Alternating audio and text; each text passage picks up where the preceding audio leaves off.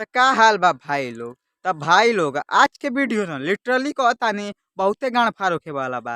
अभी तक ले हेडफोन चाहे ईयरफोन नहीं लगेले तो लगा लो लोग। तो बिना कोनो तीन पर झाट के न स्टार्ट कर आज के बकचोदी म्यूजिक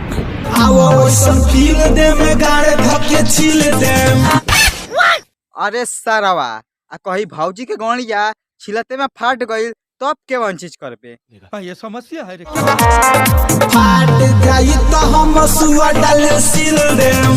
सुअर लेके छील दे। अरे सरवा हमारा तो यह पता रहल न कि अगर केहू के कट जाला या फिर फाट जाला तो डॉक्टर ओकरा के टाँका लगावेला। आ इस सरवा के बात सुना लोग भाई लोग, इस सरवा सीधे सुअर लेके सियता। भाई लोग ऐसने गाना के हम लोणबक गाना कहीने आ ऐसने सिंगर के हम प्यार से भोसड़ी वाला सिंगर कहीने। सरवा गाना गावता कि ऐसन हम फील दे गाड़ धके छील दे, हमारा झंटिया ना छील दे पो। क्या बोला तूने?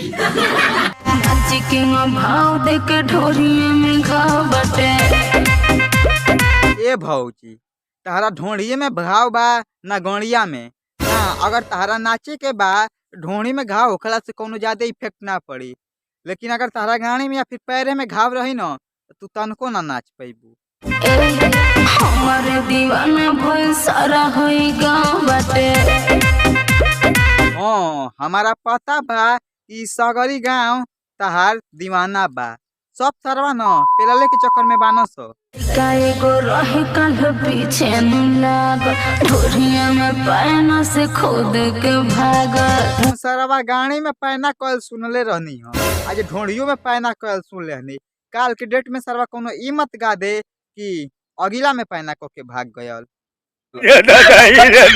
जंघवा पर तेल बा ढोढ़िया में बिल बा। तू बिल्कुल गलत कहता रू भौजी। गाना कुछ इस प्रकार से होखे के चाहिए कि गौड़िया में बिल बा आ झोटिया में ढील बा। एकरा बहिन तो सुन के अच्छा लागी। सही पकड़े हैं। चिखबा त चिखला न माल हमर सिलबा। अब भाई लोग कवना एंगल से देखला के बाद ई बुझाता कि हे भौजी के सामान अभी ले सील होई। हमारा तो कौनो एंगल से देखला पर नहीं बुझा। अरे दादा सच में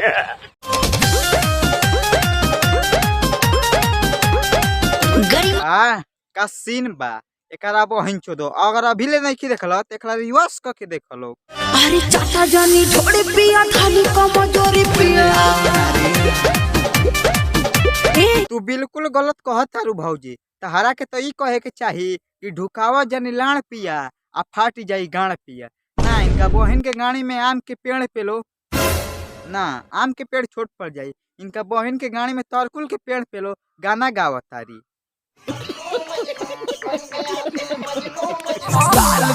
काट लो नीचे वाला चाट लो। एकरा बहन के गाड़ी में कमंडल ढुकाओ।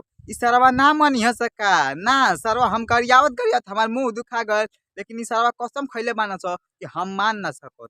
राजा ठोपे ठोपला हमें धके घोपला। एकरा बहिन चोद इस सरवा कवन गाड़ी देई ना नी करे। एकरा बहिन चोद मनिह सना। एक कैमरामैन वीडियो बंद कर वीडियो लाना ना वीडियो बनी अब। तो बस भाई लोग आज के बकचोदी यही खत्म करता नहीं। उम्मीद करता हूँ तुम लोगों के वीडियो देख के अच्छा लग रही है। अगर वीडियो देख के अच्छा लगे तो वीडियो के लाइक करिए लोग। वीडियो देख के अच्छा ना लगे तो वीडियो को डिसलाइक भी कर सकता है लोग। अगर अलावा अगर चैनल पर नया वाला लोग चैनल के अभी अभी सब्सक्राइब करो लोग। मिलता नहीं एक नेक्स्ट वीडियो में, तब तक के लिए बाय।